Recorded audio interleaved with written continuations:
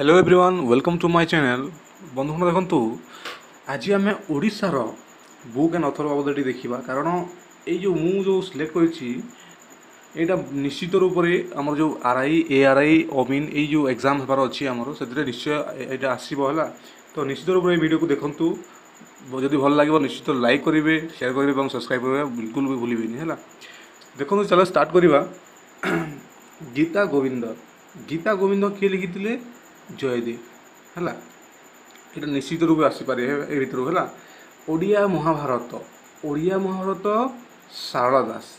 है केशव कोईली लिखी किए मार्कंड दास है दांडी रामायण अमरकोश एटा लिखी बलराम दास श्रीमद् भागवत किए लिखी यहाँ भी ये जगन्नाथ दास है हरिवंश किए लिखी अच्युतानंद दास गोविंद चंद्र किए लिखी यशोवंत दास है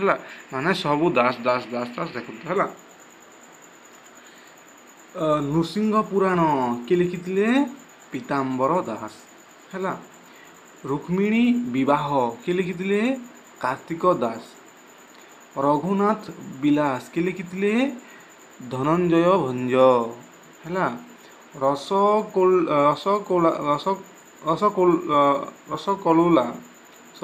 रसकलुला के लिखी दीन कृष्ण दास के लिखी दीन कृष्ण दास वैदेही विलास लावण्यवती है यहाँ किए लिखी उपेन्द्र भंज विद्गद चिंतामणि किए लिखी अभिमन्यु सामंत सिंहार कविता कलोला किशोरी चंद्रनंद चंपू के लिखी कवि सूर्य बलदेव रथ है तापर नेक्स्ट देख स्तुति चिंतामणि आदि अंत गीता के लिखी भीम भोई है तापर देख महामोह तापर अच्छे यज्ञसेनी आउ अच्छे शिला पद्म यहाँ किए लिखी प्रतिभा रहे है बंदीर आत्मकथा तापर कर कविता ये किए लिखी बंधु दास है तपस्विनी प्रणयवल्लरी किए लिखी गंगाधर मेहेर है अमृतुआ सत माटी और मोटाल किए लिखी गोपीनाथ महांती बजारे बजावाला यहाँ किए लिखी राम प्रसाद महांती